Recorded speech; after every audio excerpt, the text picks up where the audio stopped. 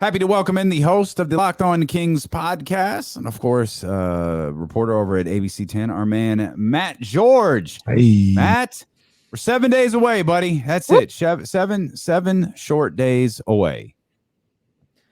Yep, 7 days away from not having anything to talk about afterwards. So I'm we got talk about afterwards. Summer League. We've got free agency. Excuse me. I believe we are the reigning, defending Summer League champions of the world. You know, that is a good point, but I'm a little bitter. I'm a little bitter that Chase Center stole the California Classic from us. So maybe I just dismissed Summer League a little bit. Well, no, that's not Summer League. That's California Classic. Summer League's in Vegas. That'll be fun. California Classic, you can go to hell. Straight to hell. Although it is, I don't know, man. Might be in the building, man. Might have to go to Chase Center. Giants are home. Look at that weekend. You know, make a nice little weekend out of it. Oh my God! Kenny just turned heel on Sacramento. No, it's cool. It's cool. Well, Kenny, hey, look, I'll tell you Kenny this. just Seth Rollins, Sacramento, right in the back. I'll tell you this. I wouldn't go cover the NBA Finals. Why? Yeah, why would you not do that? What's wrong with you? Kings ain't in there. I ain't going to NBA Finals. No. You might not ever cover an NBA Finals in your lifetime, then, my friend. I might not. Let's bring you in on the discussion. We had our man Quentin Mayo on earlier. Sneaky watch. Of course, he's the host of Bet MGM tonight, but Washington Wizards insider as well. It's been written about in The Athletic. Much has been discussed about the Washington Wizards' desire to move up in the draft. Q was able to confirm for us that the Washington Wizards have a very, very strong interest, in Jaden Ivy. So we started throwing out some trade proposals, one that we put here in the chat on youtube.com/ESPN1320. The Wizards get the number 4 pick. They get Justin Holiday and Rashawn Holmes. In return, the Sacramento Kings get the number 10. They get Kyle Kuzma, and they get Denny. Now, for those who weren't with us when Q was here about an hour ago, an important note in this that I didn't try to squeeze in here into the question is there has to be some sort of understanding that Kyle Kuzma is going to be here, longer than a single season. Whether that's 4 more years, whether it's 2 more years, it's some time to see how this thing works potentially with Kyle Kuzma and Domantas Sabonis and De'Aaron Fox. What do you think about dealing with Washington here in the upcoming draft? So that proposal, I'm not interested, but I also don't think I'm in my complete right mind. And what I mean by that is because I think it's more an emotional reaction to that than it is a logical reaction. Although even logically, I'm not necessarily that interested. But what's the emotional reaction? I don't understand. There's 2 parts. Number 1 is my boy Keegan Murray's not going to be there at 10. That's number 1. Okay. Number 2 is I have a hard time making this trade knowing that the Sacramento Kings, and this isn't anybody's fault, but knowing that the Kings almost had Kyle Kuzma for Buddy Hield last offseason, and now it's taking them the number 4 to get him. And that's not the Washington Wizards' fault. That's nobody's fault. I'm just like, to me, I'm not doing that trade. I strongly disagree. That's absolutely the Washington Wizards' fault. Okay, well, you're right. I blame the Lakers. I just blame the Lakers. Absolutely the Washington Wizards. Oh, there you go. You want to blame the Lakers? We could do that too. That makes sense. Happily. I'm that's not an interesting way of looking at it. Like I can understand that. Doesn't stop. It's a good point though. Yeah, it's a fair point. It's a great point. I do think a situation where yesterday's price is not today's price. I do think it does make the Kings better. I absolutely do think it does make the Kings better. I also think that the Kings can get a player at 4 that maybe doesn't make them as good immediately, but maybe by halfway through the season or the end of the season, while still accomplishing the Kings' goal of making the playoffs, will long-term be better for them, I feel. And I actually like Kyle Kuzma a lot. But yeah, yesterday's price is not today's price. And I just would rather the Kings stick at 10. I think that's a little too complicated. And I mean, I don't think Bradley Beal is involved in this conversation. Even if Bradley Beal was involved in this conversation, I would be extremely hesitant just because I don't like the idea of a 1-year rental for Bradley Beal. This just doesn't feel like the right swing for me if I'm Monty McNair. I think there are either better deals out there or the better path is just to pick a player at 4. Well, let me ask you this real quick, because you kind of alluded to it. if the deal goes down with the Kings and the Wizards that we talked about, do you think I'll rephrase it real quick. Are they better with the deal at the end of the season, whenever the end of the season is? Are they better with that deal, or are they better with who they draft? I think they're better with who they draft because I'm going with the understanding that no matter who they draft, they're not done. Like, I mean, I don't think I expect, whether it's free agency or in trades, I expect Monty to still have a lot of work to do with this roster. So I think taking a rookie at 4 plus the moves that would be on top of that, even if the Kings made this deal, Kenny, I don't think that they would be done. Like, They wouldn't. That not to cut you off, but I mean, you make this deal, you draft somebody at 10, you still have the Harrison Barnes chip to make a deal. Like, I think there's more plays to be made than if you draft at 4, because if you draft at 4, you're getting that draft pick, not getting anything back for making that draft pick.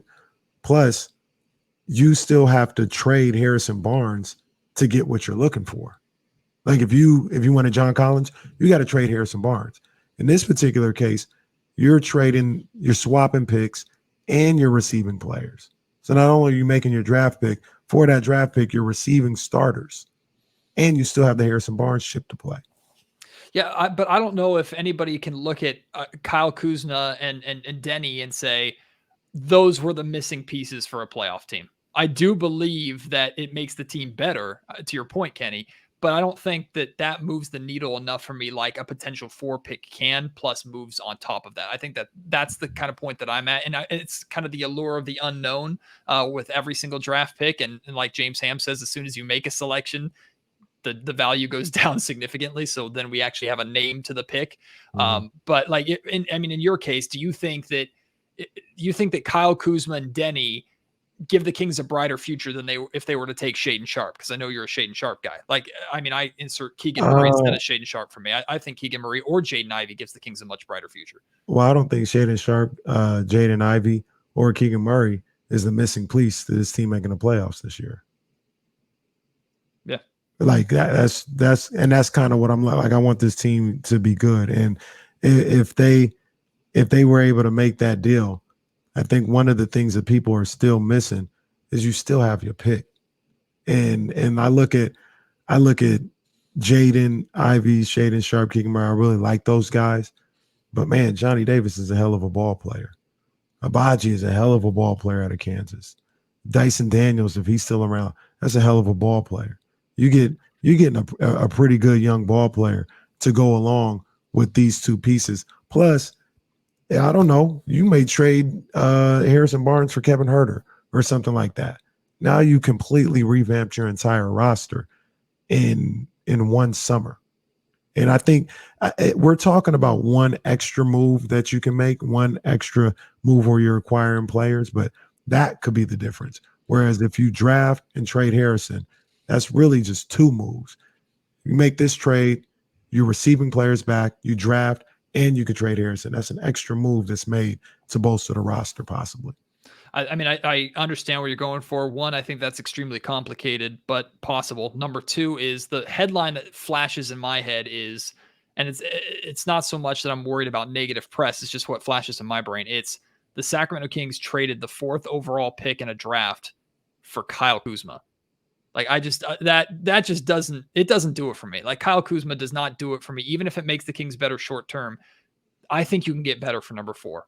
Or I would rather the Kings risk trying for better and not getting it and being forced to select a player than settling. I think that's a settling trade. I think you're settling for Kuzma and Danny there. So that's fine, and I'm gonna stop captaining this trade. But I just quick. You think Tyrese is a solid NBA player? Yes. Davion? I hope so. Davion Mitchell? Where was Tyrese drafted? 12. Davion? 9. Yeah, so 9, let's not 9. dismiss the 10th pick.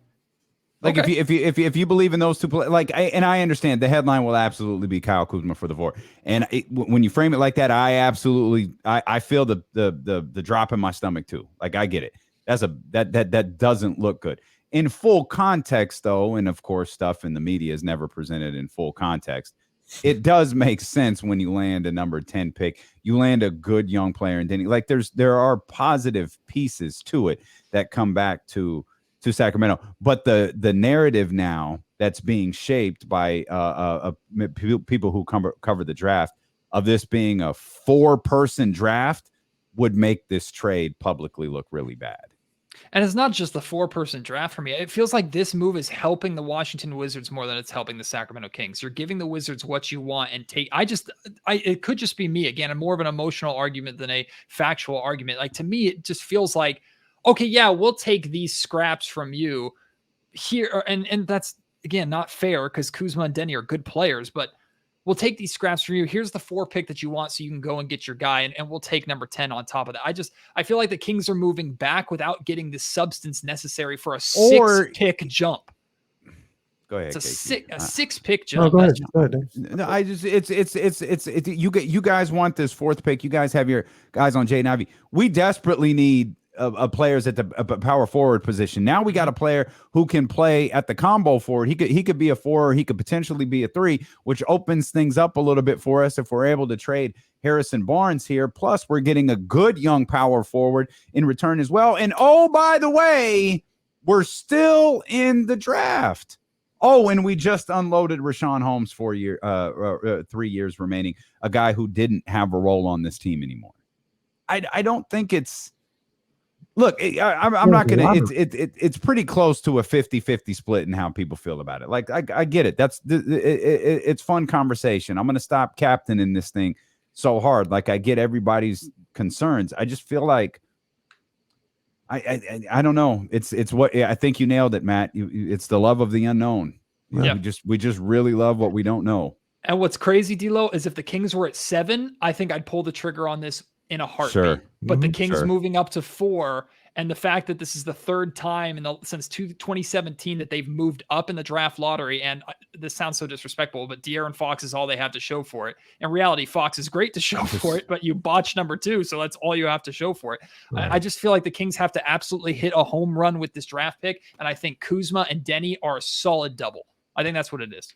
And I'll say this. I think people, and I understand everything you're saying. What you're saying makes perfect sense to me, Matt. But when do you think, I'll ask you a question. When do you think Ivy or Keegan, when do you think they get to the point where they're averaging better than 17 and 8? Hopefully at any point in their career, truth be told. But I think Keegan could do it as early as next season, not the one coming up. I mean, his sophomore season in the NBA, I think he could. I don't think it's fair to put that on any rookie unless you're getting garbage numbers on a bad team. I think. Well, that's what we're talking about. Kyle Kuzma, 17 and 8. We kind of talking about him like he's a scrub. But if you're saying I can't move on from the 4th pick for Kyle Kuzma, fair enough. When do you think these guys that you can't move on from will exceed his production? I think both Jaden Ivy and Keegan Murray have the potential to be better players than Kyle Kuzma. Yeah, for sure. Yeah, I have the potential. I think 2-3 years. I think they could. Damn. On a playoff team. On a playoff team. I think they could. That's a long time. I don't think neither one of them will be playing with De'Aaron Fox or Domantas Sabonis if that's the case. That's the gamble. You are listening to D'Lo and KC, along with the host of the Locked On Kings podcast, Matt George, here on ESPN 1320 KIFM West Sacramento, KRXQ HD2 Sacramento, and Odyssey Station, and driven by last year's Elk Grove Dodge. Just to put a bow on this, 51% to 49% say do that trade. So that's how close this is, with that poll being posted now for 46 minutes. You have done a tremendous job over on the Locked On Network with your Locked On Kings podcast, having a variety of guests on through this draft process, particularly since May 17th, when the Kings moved up in the lottery. Has any of your research, interviews kind of changed your mind on who you want the pick to be? And we know your team Keegan Murray, but did you feel that way entering this process? No, I didn't actually. Entering the process, well, I liked the idea of Keegan Murray at 7. I didn't think Keegan Murray was going to be there at 7. I was curious about AJ Griffin, although I had I think the same concerns that everybody else does. And then like Benedict Mathurin, I had interest in it as well. But truth be told, and I say this in all my Locked On Kings podcasts, like I'm not a college basketball guy. I watch the NCAA tournament and then I dive deep into prospects during draft season. Like, so I entered the draft lottery essentially going, okay, I know these names. I've seen the surface level. I've seen the highlights. Haven't done a deep dive on each one. I think these are the players that we could potentially really like. And then the Kings move up to 4 and it's like, okay, now you're in the conversation for basically everybody not named Jabari Smith Jr. So now you really can dive in deep. So I mean, I'm still very much on the Keegan Murray train. If the Kings drafted Jaden Ivy on draft night, truthfully, I would leave the night thrilled, because I think Jaden Ivy has tremendous potential. If any of the top 3 fall to the Kings on draft night, you take them. As much as I love Keegan Murray, if Paulo's there at 4, you take him and say, Keegan, I love you. Sorry, bud. Best of luck in Indiana or Detroit. Like, the only way that and sorry, I hate to say this, Kenny, the only thing that has swayed me a lot during these interviews is I'm just not interested in Shaedon Sharpe whatsoever. And I see the upside. I just do not think the Sacramento Kings are the right team to take him based off of their history, based off of the amount of unknowns. I just do not think he is the right guy for the Sacramento Kings in any way. Now, if the Kings move back to 10 and he was there at 10, all right, I'm taking Shaedon Sharpe at 10. But at number 4, no thanks. So that's the biggest, I guess, area that I've swayed over the course of the last month. Have you no need to apologize to me. Shaedon Sharpe ain't my son, so it don't matter to me. You're not representing him? I thought you were representing him. No, not representing him. That's just look at his game. That's all I do is just look at his game. Me and Damien have talked about how throughout this whole process we've gone in a number of different directions and come back to where we started, like the day after the lottery. Do you feel like you've kind of done the same thing? 100%.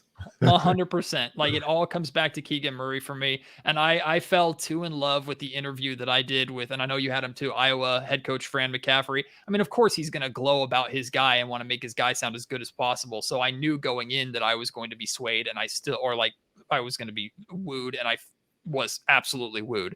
So, I mean, I go back and listen to some of the stuff Coach McCaffrey had to say, plus speaking to a couple insiders that covered Iowa basketball, speaking to just general draft insight. It's funny the amount of people that I've talked to who are just draft analysts who say, yeah, I love Keegan Murray. Oh man, Keegan Murray's fantastic. I think he's going to be a great player. I would still take Jaden Ivy at 4. Like that, that seems to be the most consistent thing that I've seen is on people's boards. Like, Jaden Ivey's there because he just has that upside, but Keegan Murray's such a great player. That's why I feel like the ceilings aren't that much higher. Jaden's ceiling isn't that much higher than Keegan's.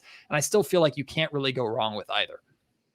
It feels like they've really, like, there are some people who cover this that really want this to be a 4-person draft, and they're doing a lot to make sure. Even on big boards, you're starting to see Jaden Ivy at 3. I think I saw Jaden Ivy at 2 yesterday. I think that might have been Hollinger's big board. I can't remember who it was, but you're starting to see Jaden Ivy, get a lot higher on some of these big boards, and therefore, like, it's a 4-person draft, and that. Man, but when you start throwing in names like, you add Keegan Murray to that, but even when you mention, like, Dyson Daniels and Benedict Mathurin, it feels like that after those first 3, it really levels out a little bit. Even if Jaden Ivy is a above everyone else, I feel like it's a little bit. I don't feel like it's something drastic. Yeah, that's how I felt the entire draft process, is that Jaden Ivy could end up being the best player in this draft. I absolutely see that. I can make that argument for, I think, 8 guys in this draft. And I understand why people think his ceiling is higher. But I also think, one, he's a guard in a guards league. And number 2 is, a lot of times I think we fall in love with the highlights and the athleticism and the pizzazz over, like, it's almost been held against Keegan Murray, not just his age, but it's almost been held against Keegan Murray in some ways, or some conversations that I've had at least, that he is so solid. Like, he's a safe pick, so you could do better at 4. Like, if that's the argument against him, then he's doing great for himself, in my opinion. So I agree with that assessment completely. And I think that's what makes I think draft night is going to be phenomenal, not just for the Sacramento Kings, but in general. Like, any of the top 3 teams could shake things up by taking Ivy or taking Sharpe and just throwing a grenade into everything, which I think is possible. Or we could get to 4 and the Sacramento Kings could say we're screwing over this draft for everybody. Or 4 through 10 could be just a smorgasbord of picks that nobody expected. So I'm really excited about draft night. I think this is going to be one of the most fun drafts in recent memory. We talked about the Christian Wood deal and what that meant for Dallas or whatever. And some people are like, oh man, how could Monty not do this or whatever the case may be? Do you agree with the fact that unless it's for a literal all-star right now, and you want to make sure you keep them on the hook without them getting off the phone, there's really not any deal for a guy like Christian Wood, no disrespect to him, that Monty should be making before he's on the clock on draft night. Like, that's the only time a deal should be made, unless you're trading for a literal all-star right now. Yeah, I agree completely with that, Kenny. It feels like every trade of decent value or a player that gets traded for that's not like a massive one-sided trade. I see Kings fans on social media going, that's all it took, man. Why weren't the Kings involved in that conversation? 1, we don't know if the Kings were ever involved in the conversation or not. 2, we don't know if they have any interest in the first place. Yeah, any trades the Kings should be making, I believe, should be on draft night when you have the full context of the 3 picks in front of you and you have other teams behind you who, like, you can really put the pressure on. If Detroit or Washington, if they really want Jaden Ivy and you have 5 minutes saying, we're going to take him at the end of these 5 minutes, you have 5 minutes to blow us away, and you can put that pressure on people. I think those negotiation tactics are way better than 2 weeks before the draft. And look, I like what Dallas got. I like what they had to give up for him. I think they're fools for giving up Boban, but that's just me because I love Boban. I saw a tweet that said the NBA should veto the trade because Boban is now further away from Tobias Harris in Philadelphia. So I agree with that 100%. But I like the trade for Dallas. I like Christian Wood's fit there. I have no problem with the Sacramento Kings not being involved in that deal. Is there a trade that we've talked a lot about trading here today. Is there a trade that you've kicked around or some of your guests over on the Locked On Kings podcast have kicked around that you actually like? I mean, if there was ever a hypothetical Malcolm Brogdon potential trade that could happen, I was a big fan of that idea, and maybe that might happen on the Ultimate Mock Draft. You never know. If there is like Shots fired. I like the idea of some. I like the idea of trading with Detroit too. Like, and I've talked to a couple members of Detroit media, including the Locked On Pistons host, and the general consensus I got is that moving up one spot isn't enough to trade either Jeremy Grant, and certainly isn't enough to trade Sadiq Bey. I got full indication that there's no way the Kings are really getting Sadiq Bey unless the package is ridiculous. So if you're trying to get Jeremy Grant, I think they need more than just moving up from one spot, unless Paulo slides and they suddenly really want Paulo at 4 or something like that. So nothing really with Portland has interested me too much. And then moving up possibilities, I do like the idea of the Kings calling Oklahoma City and trying to use a future draft pick to try and move up to number 2. But nothing more significant than that. Yeah. I mean, I think that's my favorite draft scenario is just go for the gusto, try to get to 2 and get Paolo. That's what I want. But I don't know if they'd be going after Paolo, but that's what I want. Go get Paolo.